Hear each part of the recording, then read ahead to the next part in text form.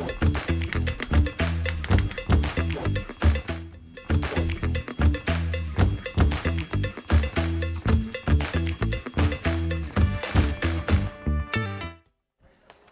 right. Welcome back, everyone.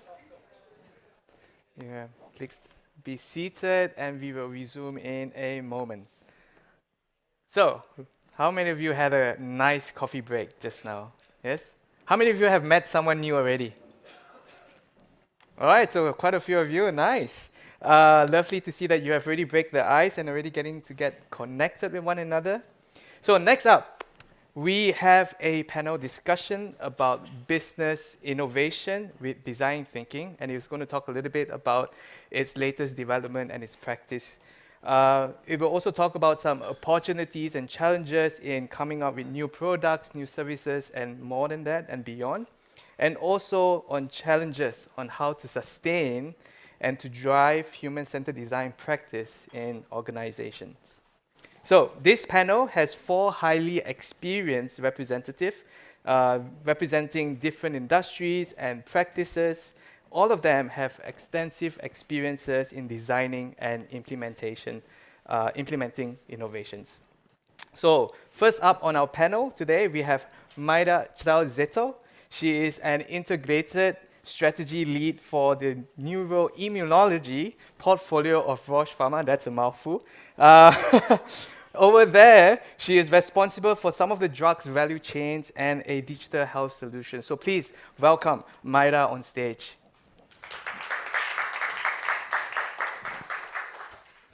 Unfortunately, in our panel, we also should have Gerhard Ersprung with us today, but he is unfortunately unwell, and he sent his best wishes to all of you.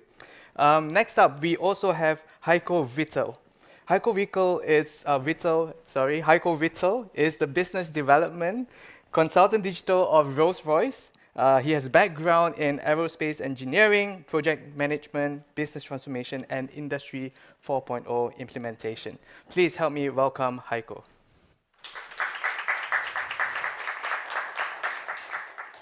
We have as well Miriam Stareprawo-Hofmann dialing in remotely with us. Hi, Miriam. Thank you for joining. Miriam is, at one point, is also the managing director of Mittweida Innovative, with a focus on innovation management and cultural development in the financial sector. Thanks for joining us, Miriam. Why not let's give Miriam a big round of applause. Thank you. Last but not least, the moderator for this session, Dr. Claudia Nicolai, the academic director of HPI D-School. Claudia has been designing educational programs and research activity at the HPI D-School since 2010. She also plays a pivotal role in establishing the D-School in Malaysia, the place where I had the opportunity to learn design thinking. So I had the honor to work with Claudia. She is very knowledgeable, and now I know why after reading your profile. She has a diverse background from business administration to economics, to social sciences, and a PhD in strategic management. She is also obviously an expert in consumer-centered innovation processes and strategic management. So without further ado, please help me welcome on stage my dear colleague, Dr. Claudia Nicolai. Thank you. Thanks, first of all, for the introduction. And I'm really happy that we are here all together, also together with Miriam. So if we are not kind of looking directly in your eyes here in the auditorium or into your eyes in the online panel, that's because of Miriam. You're projected over there, so I don't know what you actually see. But the second screen is down there, so it's not that we're down looking, but we want to try it in a virtual way, make eye contact. So also to explain you a bit like how this hybrid setting works. So I'm really looking forward to that panel and this discussion because with all 3 of you, we have already gained some extended experience in order also to see see how we, and that means you as individuals, but also within your teams as being part of your organization, have been shaping design thinking. Because this whole event is about trying to figure out what the impact of design thinking is. And already yesterday, we wanted to try to convey kind of the message that it's more than just a process. Typically, if design thinking got introduced into an organization, it's about learning how to apply a 5, 6, 7, you name it, you have it in terms of numbers, step process in order to achieve something, from understanding a problem to coming up with a final idea.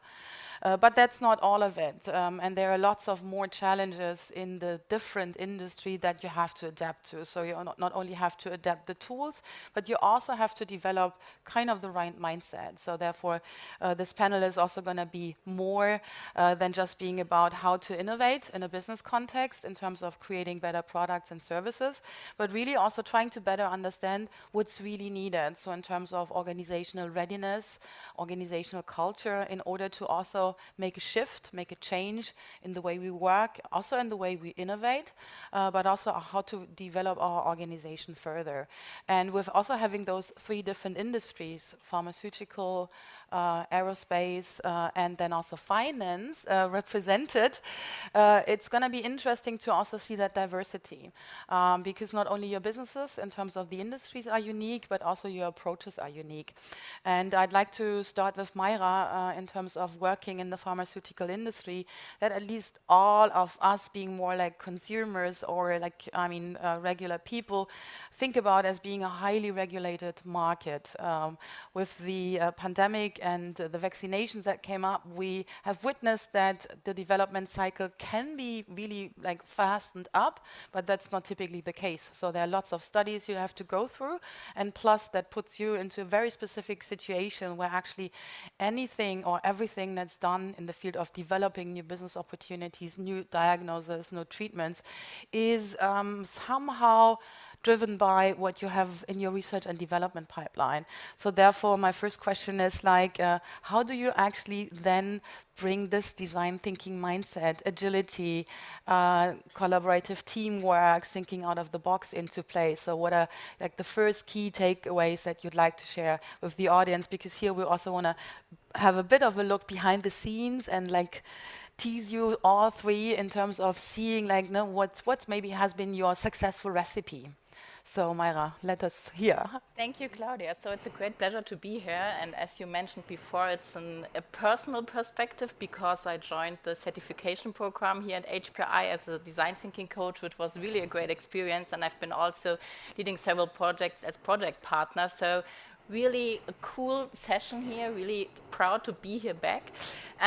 So we as Roche, as you mentioned, we are a pharma company, so a highly regulated market. And the baseline, I think, for business innovation for us as a company is, of course, science and the absolutely commitment to gain impact for patients in their daily life and to really gain better outcomes for them faster, as we have also seen in the pandemic. So, of course, scientific approaches, research and development is the basis, but we have also learned over time that customer experience and customer in our market not means just one customer, it could be different stakeholders. So, of course, patients who are benefiting from our drugs, but on the other hand, physicians, payers, different stakeholders from the healthcare system. So the customer could be different, the need could be different, and the value we should create for them should be also maybe different. So this is, I think, an interesting point in this case, and this is why we also, when we are looking and talking about customer experience, created a vision for us to ensure that we have really these human perspective, this customer-centric perspective, and this is very much related to our scientific approach.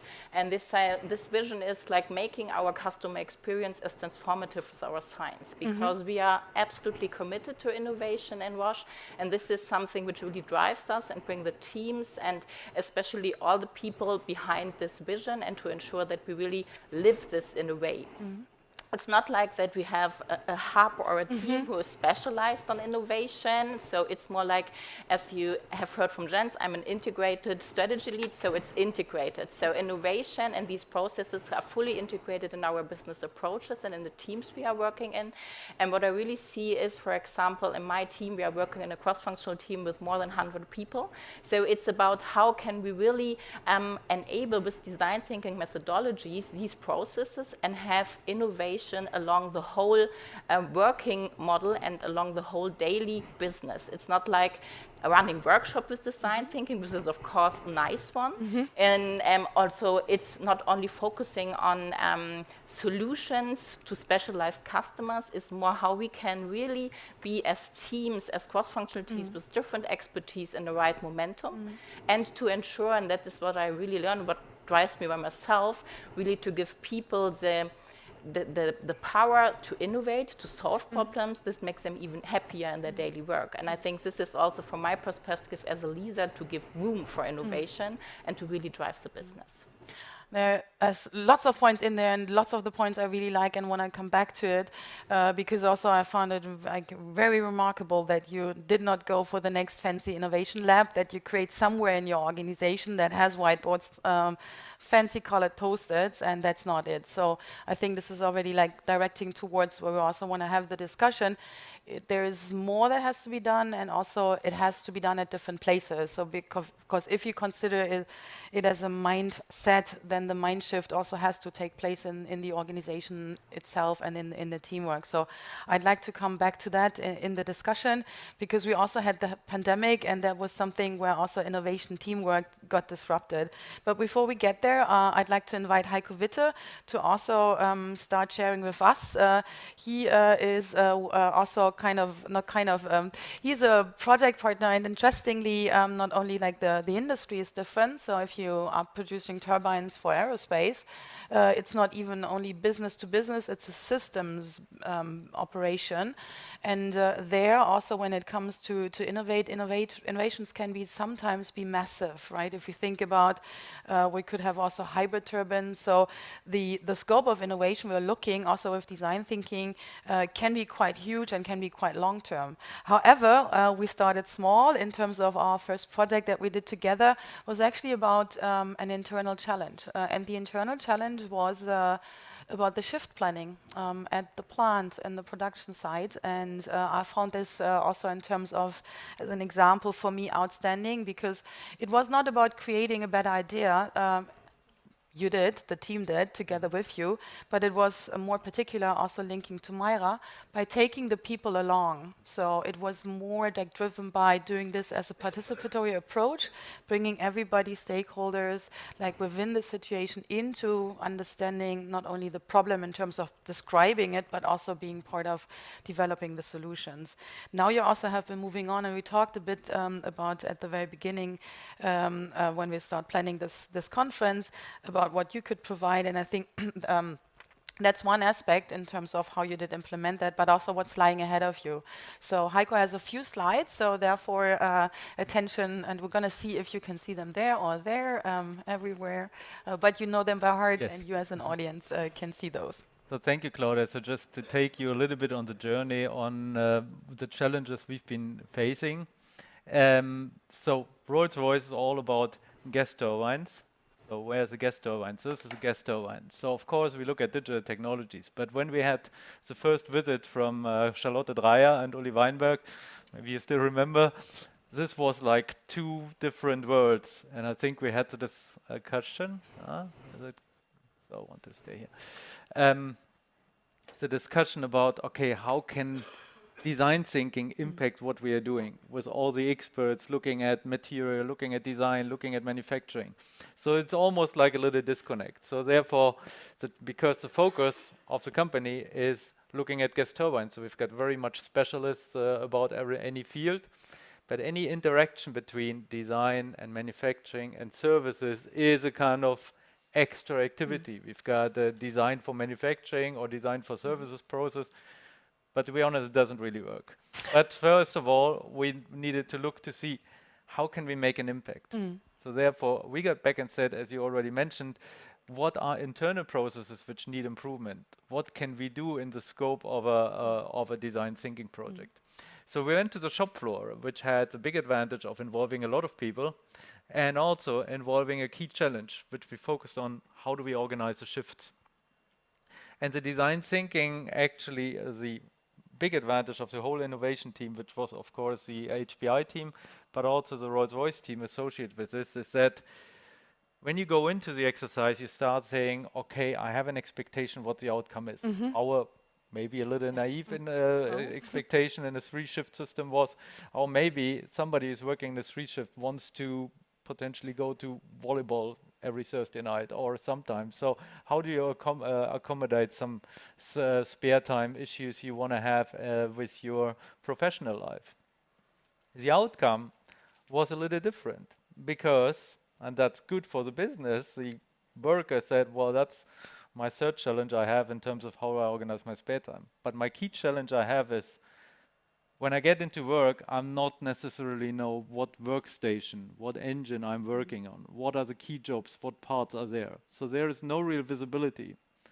And even if I come in on a weekend, if I make the long journey from home here, and I tell my wife and family, okay, I won't be here this Saturday. If I come into work and say, well, the next 3 hours you have nothing to do, I'm really very disappointed. So the key focus shifted from shift planning towards resource distribution overviews. And that was a big insight. And so we basically got the hearts and minds not only of the teams, but also of the team leaders and the people who needed to organize that job. So that was a big insight and a big success in that way. So this helped in shaping design thinking. Of course, a little bit going forward, still we're doing gas turbines. Still, we haven't had the whole transformation of the company, of course, and Corona didn't help because we had to actually, unfortunately, reduce some of the activities. But that's what the next picture is, and I only want to show the 2 pictures. We focus on electric and hybrid electric propulsion. And that's what I'm focusing on and trying to bring in design thinking, because if you look at this picture, it always brings back and forth. It's weird. You see the little plane in the air, and the majority of the people will say, well, the propulsion system, that's what we're going to focus on. That's our job. And my answer is, look at the whole ecosystem. There is so much in it. Rolls-Royce is not only providing engines for aerospace propulsion, but also power within power systems. So what do you think when you look at this picture? Because you're going to use the mobility of the future. What does the end customer, so people like us, think? What do people think who are in the industry who need to run this infrastructure shown there? So this is a far more human-centered approach, and this is something we are trying to embed now into the processes, also the thinking of this new kind of startup within Rolls-Royce for electric and hybrid electric propulsion, to look at the whole ecosystem of what mobility, what sustainable mobility will look in the future. So this is where we start looking at innovation challenges, and where obviously a lot of thought was required to make it actually work. Thank you. And I also would like to come back to that, because like for me, it would be, I'm really curious to learn more about like how to kind of make that impact by building on design thinking principles in such a huge ecosystem. And maybe I'm going to ask you the question again that has been raised in another panel, because you do turbines, right? And if the solution is not about, I mean, turbines or aeroplanes, how do you deal with that in terms of openness? But we come back to that, because I'd like to bring in Miriam Stareprawo-Hofmann from the Volks- und Raiffeisenbank Mittweida. Yeah, there she is, exactly. Because ecosystem for me was kind of also the connector in between those 2 examples. Because when we started to work together, we had, I think, a very interesting experience in terms of that the first project we did with the Association of Cooperative Banks that exists around Germany.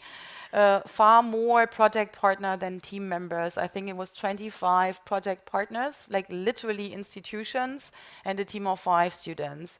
Because what they did is, like they said, okay, if we want to create new innovations, we'd like to do this in the ecosystem. And the ecosystem consists also of that network of Volks- und Raiffeisenbanken, so the network and association of cooperative banks.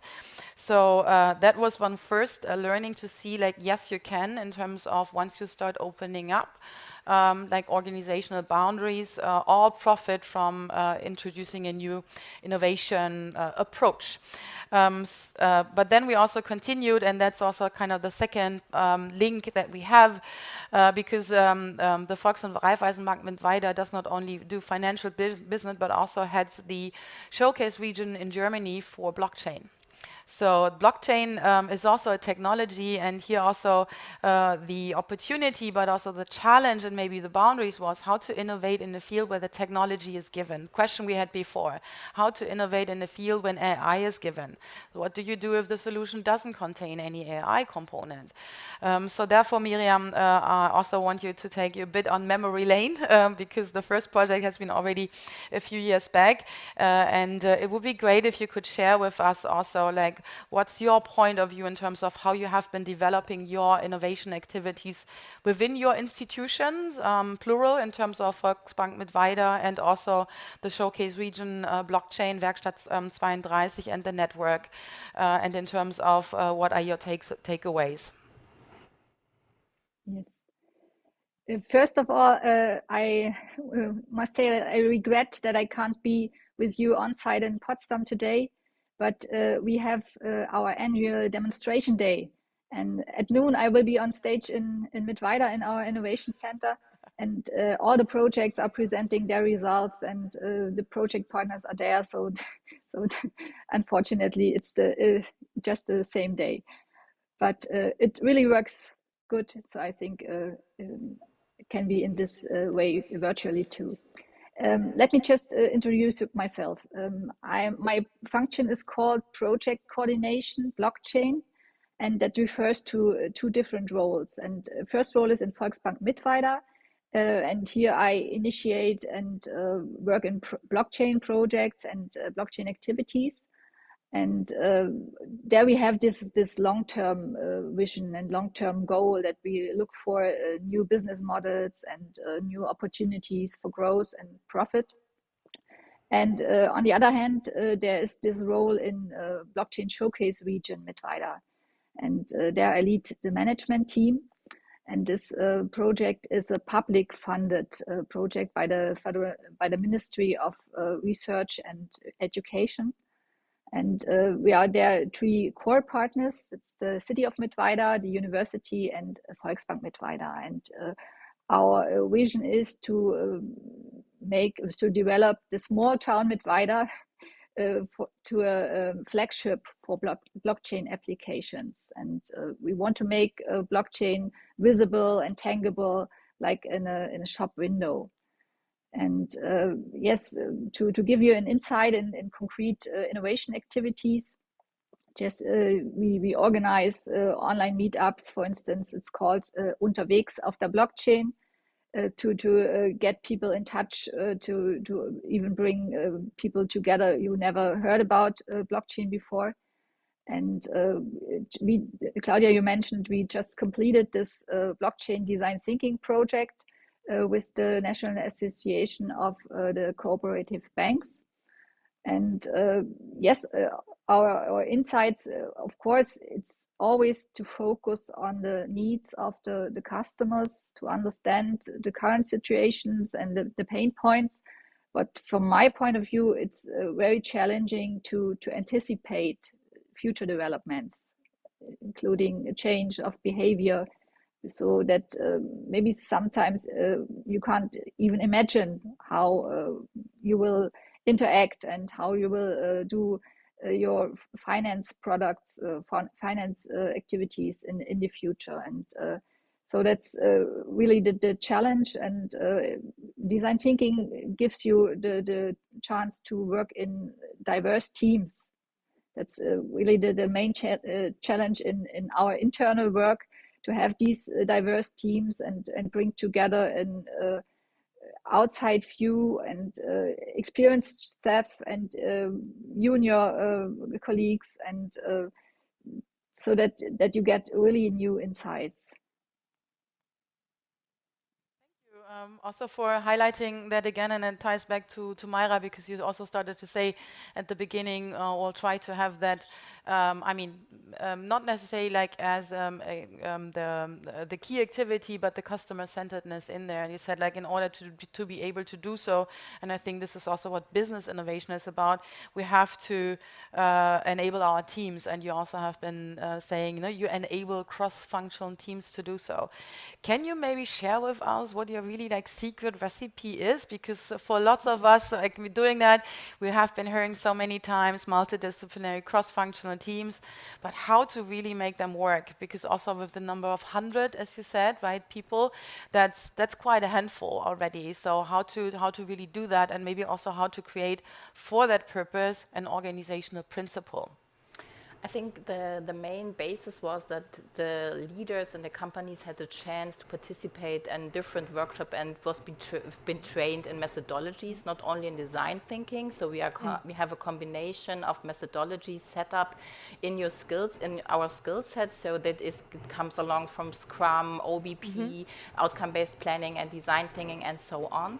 And we try to build a setup together with this team. And yes, I mentioned these are 100 people, but we try to find a working model together, how we can ensure and reflect and iterate everything we are doing. It's not like saying, okay, we have to do everything with design thinking and follow this process. It's more to realize where are we in the process and how close are we really in this setup to the customers.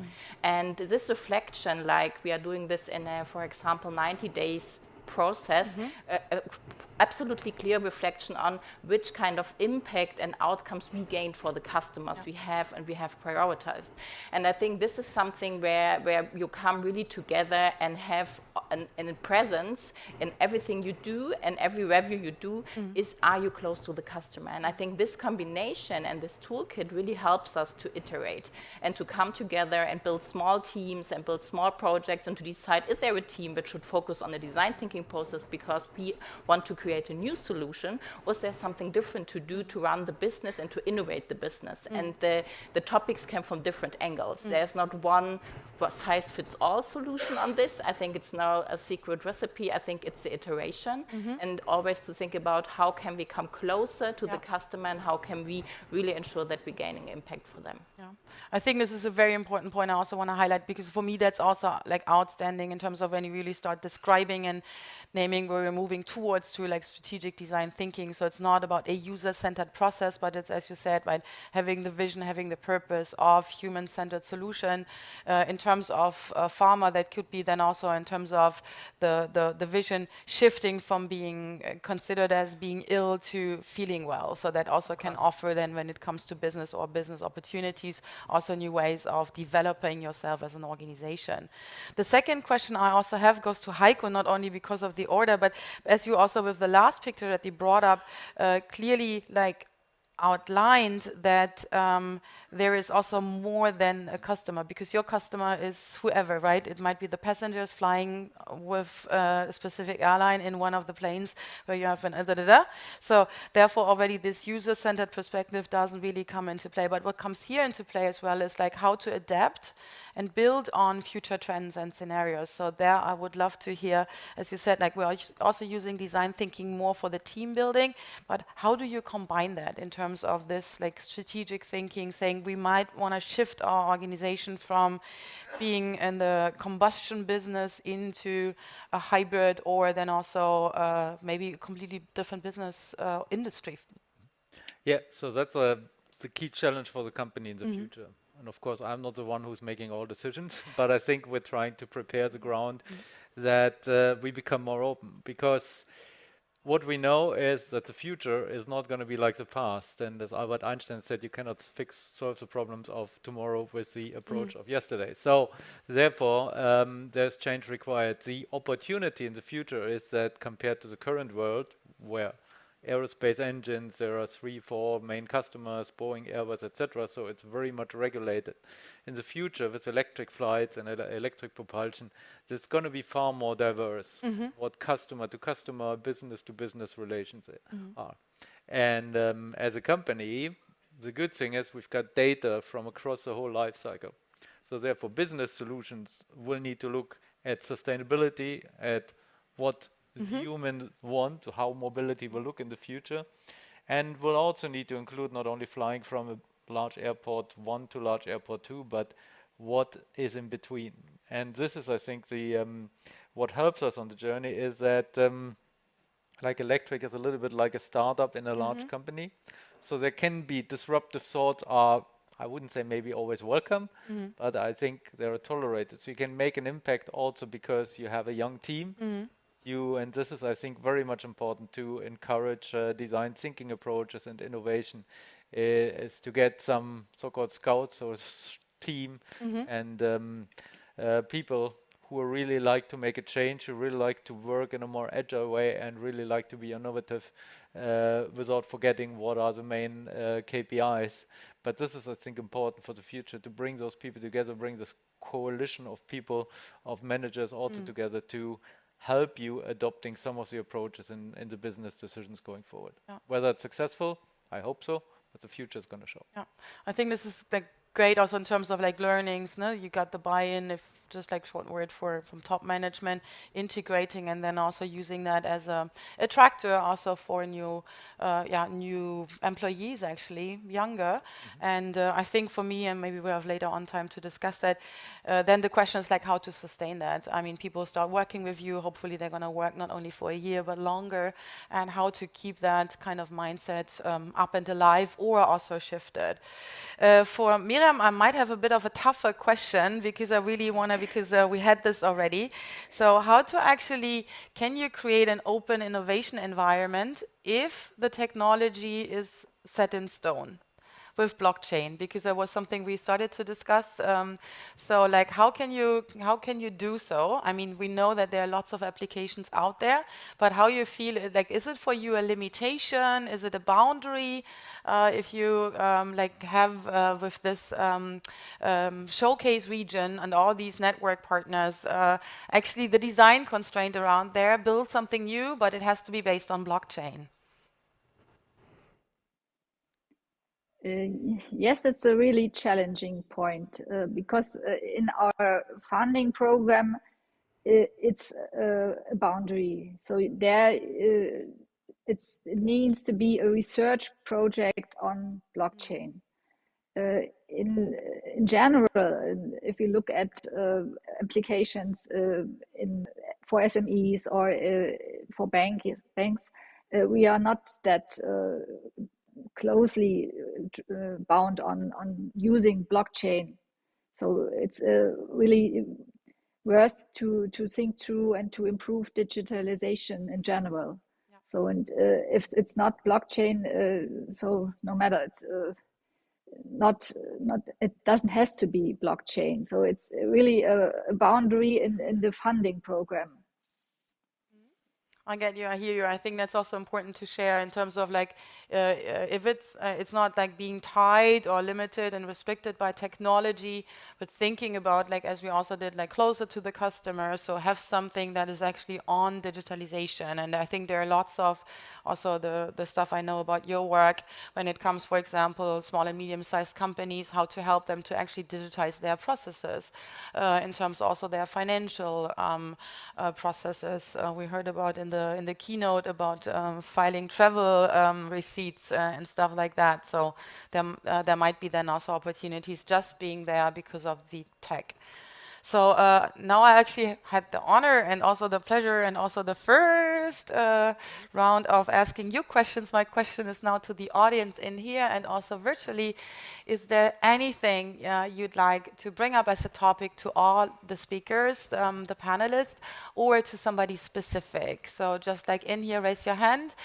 Jens, as co-moderator, will have a look at the chat in the virtual space, so and would come to the stage and ask the question. And it looks like as you're approaching us, you want to create closeness, or do you have a question? I have a question, Yes. right, representing the audience online. So thanks for the question. So Heiko, you mentioned about the current way of working have to adapt in order to solve future problems, right? Something along that line. Yep. Speaking of change, change is not entirely easy, right? How do you, and maybe also open up to Maira and Miriam, how do you deal with people who are naysayers or people who are just reluctant to change? So that's the fundamentals of implementing design thinking and innovation is how to deal with people who are naysayers. I don't think there is a one recipe, but I think ignoring is not a solution. So I think involvement, even though it's hard, even though it may be frustrating. We had a very good experience on the first project where we implemented the resource planning on the shop floor because the head of department was actually very skeptical. He did not involve himself in the process. Eventually, what he found out is that he, equally as everybody else, had influenced how the whole thing is going to shape out. So it's going to be human-centered. So he grew from a naysayer towards now the biggest fan of the solution, which, by the way, is really running on the shop floor and helping everybody. So this is one success example. I don't say it always works, but I say communication is key and trying to show good examples in terms of what the approach is going to bring. But it's a hard job. Thank you. Do you have any other thoughts? I can share something because I use it really in my daily work. I use it for me and I also use it for the team when we have, I think change is an everyday thing in our times. And I use the term embrace uncertainty. And I really, really like it because there's a lot of emotion in there and a lot of truth. Because also I can communicate about change and something, but for me it's like really be there, check the day, where are you today, do you feel good where you are, embrace uncertainty and move on. And try to really build on the current situation and really develop the future. And I think this gives you a little bit the kind of control back for me, so it's my personal story behind, and I've heard also from many colleagues that they really like it because it's real. So I use it very often. So it's a tricky point, but I like it. I love it. So communication Very and nice case picture. study. Embrace the uncertainty. What about Miriam? What are your tips and tricks you might have? Yes, I totally agree. It's a very nice picture, and I think we have to become kind of experts in always onboarding new people. And onboarding means, for me, explaining the big picture, our mission, and where do we come from, where are our roots and our values. And on the other hand, we have to master and structure these tasks every day and manage resources and give even small tasks a meaning so that the people know what their work contributes to. Thank you so much, Miriam. I love what you say about giving meaning to the work that people do. I think the meaning is super important. The connecting people with the why they are doing certain things, I think that's also key. Thank you so much. Here's one. So I guess my question goes mainly to Heiko, which is because you're working in an industry which has physical products and also where it's where products are manufactured. And my question is, how do you go about innovation cycles in hardware and software, which have to come together at some point, which though have very different cycles in terms of testing, development, and scaling? And how do you bridge that gap in the cycles and align them so that actual blended innovation can come to life? Well, the innovation obviously is in the development of the new products. What we see again is a shift from the traditional innovation cycle, which runs through the kind of 3, 4, 5 years of development of a gas turbine engine, now to where the development of the hybrid system will take equally long time, but it's a little bit differentiated in terms of what we do for manufacturing technologies, what we do from a design system perspective, but more important, how do we connect it? So we talked about cross-functional quite a lot. So cross-functional innovation, bringing teams together and looking at how you actually connect the physical and the digital world, which is key for the ecosystem you've been seeing. That is something we currently establish. There is, again, no blueprint for it.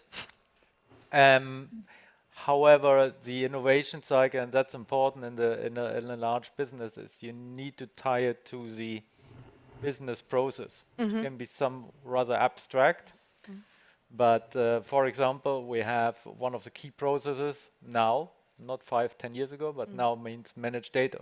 So this is where I say we need to have data innovation in place. We need to look at how data helps human to help bring the product along. And also, the paradigm shift which needs to happen is we are not selling gas turbines, we are not selling electric engines. We don't sell gas turbines right now, but we sell services. So something which is digitally enabled, data enabled, and this is where the innovation cycle will need to kick in. But again, it's a little bit of a separation of the classic technology, physical technology cycles towards data innovation. Thank you. Thank you for that question, and also, as you now have been again also highlighting, it's actually a panel about business innovation and about how to not only like enable an organization to get there, but also how to carry it out and then sustain it.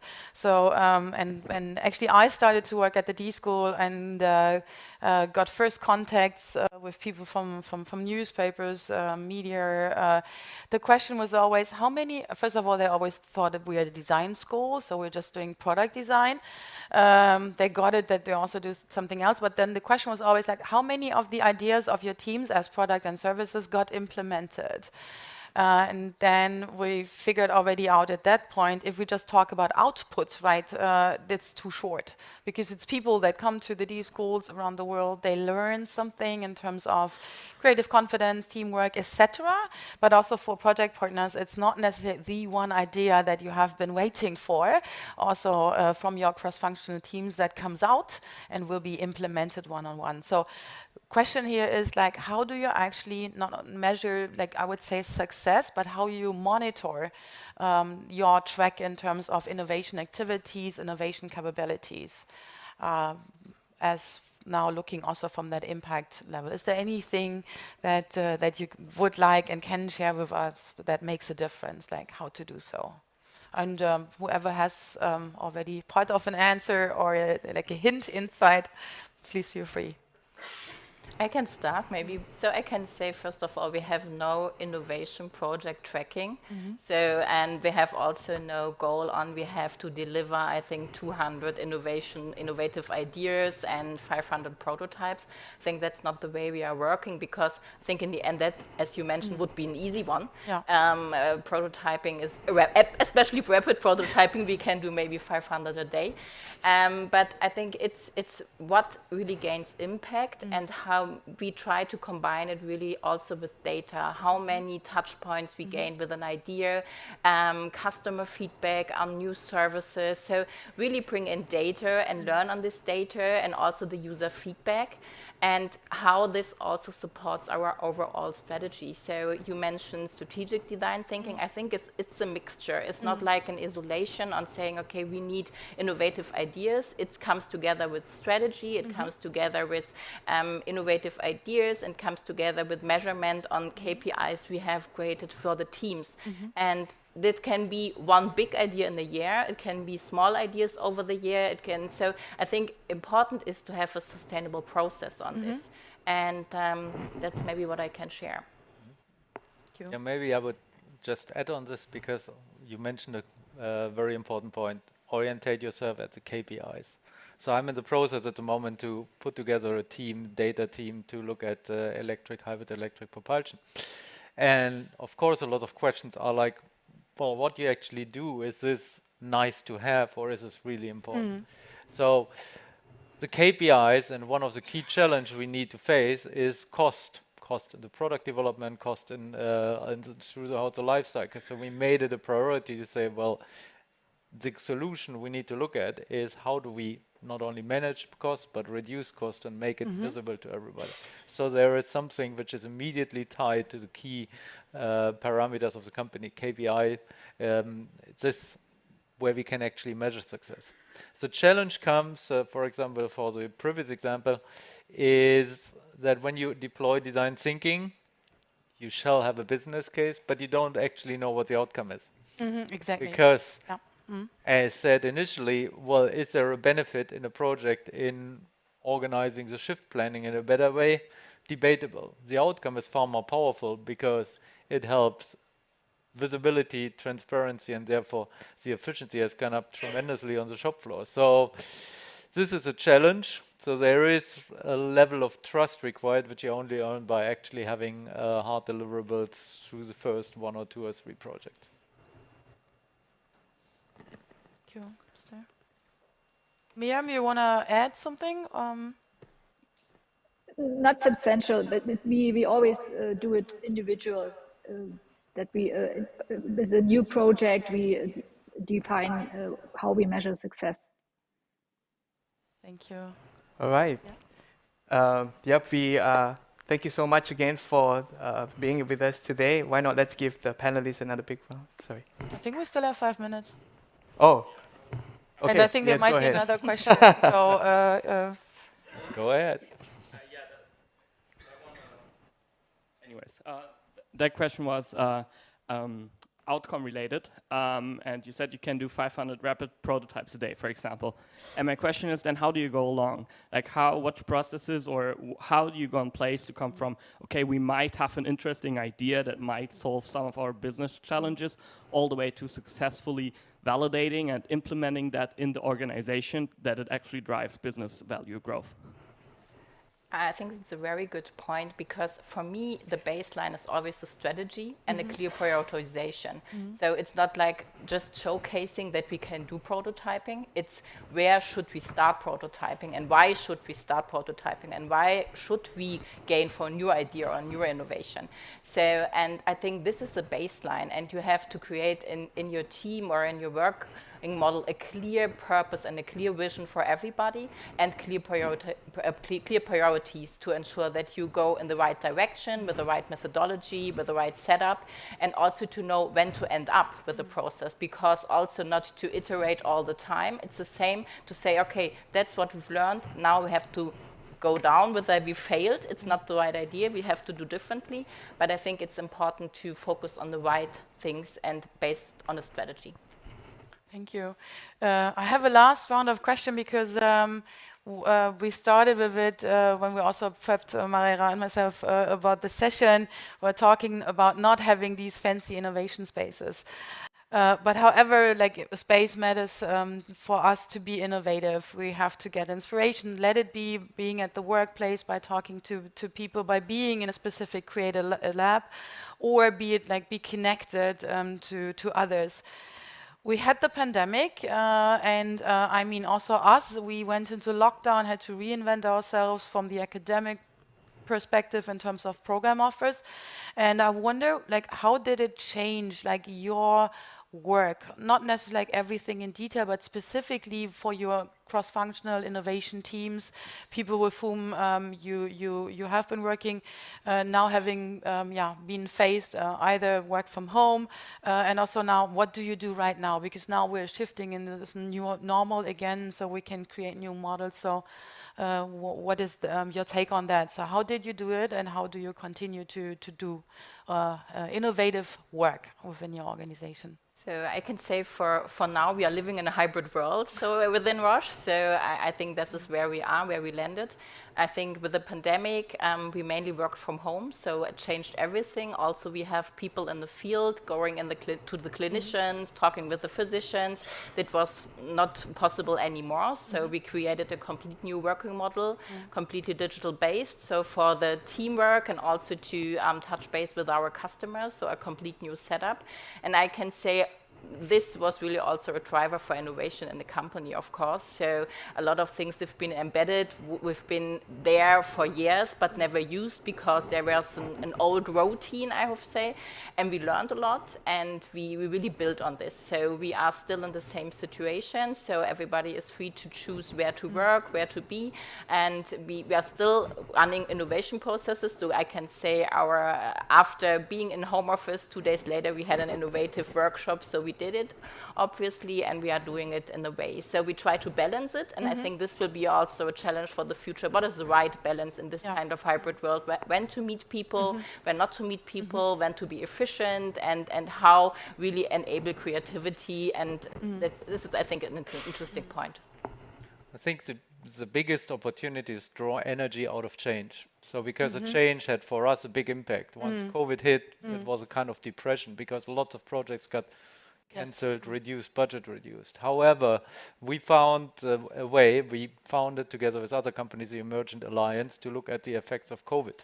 And that actually, we formed a different team in the virtual world to actually look at it. Of course, it wasn't the core activity, but it was something to keep the energy up and actually learn something new and build new relationships, but also try to embed innovation. So now we are in the world, and it actually helped the company also to focus on setting up the hybrid electric business, where we now establish a center together with the university in Cottbus.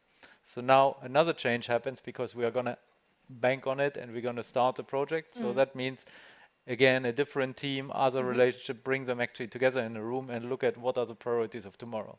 And things may change again, but important is don't get too depressed, but use it to say, how does innovation change? What are the key priorities? They may be different the day after tomorrow because of other effects, but it's something which we need to utilize to actually form other relationships, form other cross-functional teams, bring other functions in, but also look at what is important. And that's, I think, for us, the energy we need to generate. Thank you. So we continue hybrid collaboration too.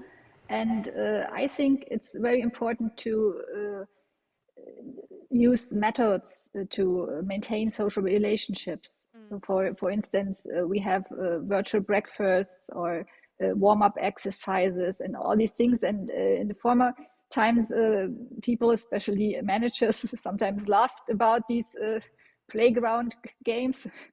But now it's another culture, and we have the insight that it's important to talk, to have small talk, and not only go to the agenda. And we use and train collaboration tools.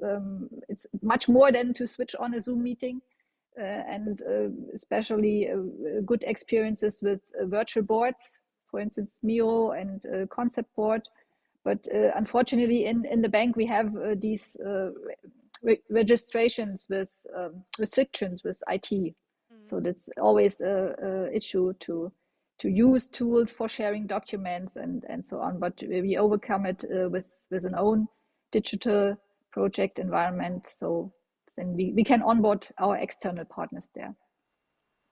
Thank you. Thanks to all of you also for sharing these insights around so many facets we talked about. So what do you actually do to enable business innovation, organizational readiness, how to also get that shift towards a different way of working. I think also one important key takeaway for me is it's always good and not necessarily needed to call it everything always design thinking. Maria, you pointed that out because it's also our point of view saying, hey, with design thinking, we just described this human-centeredness or user patient-centeredness. And the tools we get there are far more than the creative and innovative work. It ties into building teams, building organizational capabilities and capacities, and also being prepared for sometimes a disruptive future due to external effects or due to innovation cycles, and then to how to sustain that. So therefore, for me also, kind of in terms of trying to close that panel, I hope that we also show to you that with business innovation, we're heading into strategic design thinking and really bringing together different perspectives, and they're also going to have different facets in terms of painting a picture in the different industries that we're in. So thanks a lot to all three of you. Also thanks for this hybrid setup. It worked really well, and yeah, I'll give it back to Jens. Yes. So let's give them a big round of applause. Yes. Thank you. Thank you, Miriam. Danke. Thank you, Heiko. Thank you, Maira. And thanks, Claudia. All right. So we will have a short technical break at the moment, and then we will resume back here at 12 sharp. Thank you so much.